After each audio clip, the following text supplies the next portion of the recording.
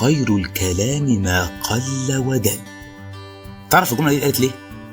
أو فين؟ أو مين اللي قالها؟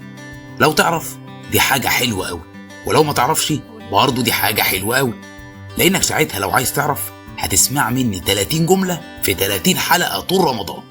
أنا دكتور فويس محمد عادل، وده برنامج جملة مفيدة.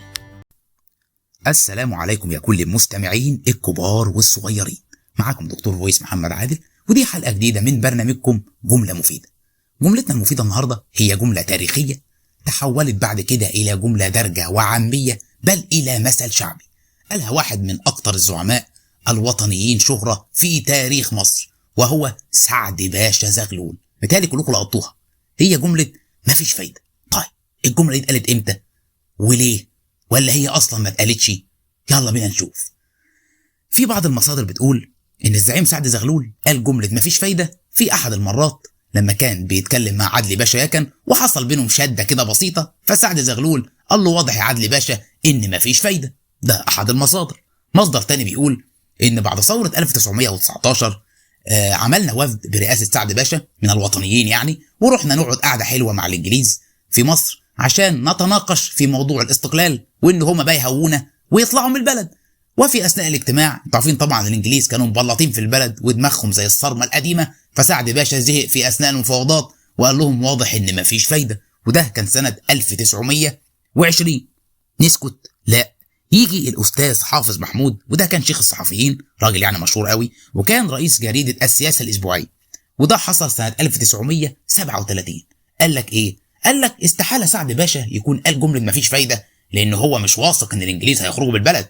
إزاي سعد باشا يا أولاد يقول مفيش فايدة في قضية عاش طول حياته يحارب عشانها، وهي قضية الوطنية والاستقلال؟ فمستحيل يكون قالها في هذه المناسبة. أمال قالها فين يا عم حافظ؟ قال لك يا سيدي إن هو في لحظاته الأخيرة كان بيتكلم مع زوجته السيدة صفية زغلول، كانت جايبه له الدواء وهو على فراش المرض خلاص بيخلص، وحس ان هو هيموت في اللحظه دي، فقال لها رجعي الدواء يا صفيه، واضح ان مفيش فايده بس من العلاج. واستشهد بكلامه بمين؟ بالسيده صفيه زغلول نفسها. يعني مفيش كلام اكتر من كده مصداقيه. حلو؟ لا مش حلو. يجي الاستاذ احمد بهاء الدين، ولا احد المؤرخين، في كتابه ايام لها تاريخ، قال لك ايه؟ قال لك ان الكلام اللي حصل بين سعد باشا والسيده صفيه زغلول ده كلام حصل بين الراجل ومراته جوه البيت، مش هيطلع، مع ان ده كان بيت الامه، يعني اي حاجه بتحصل جوه كانت بيعرفها الشعب. تمام. وقال لك ان سعد باشا لما كان على فراش المرض قال انا انتهيت، ما قالش مفيش فايده. يعني ضرب الكلام اللي قال الاستاذ حافظ مع انه مستشهد بالسيده صفيه زغلول نفسها.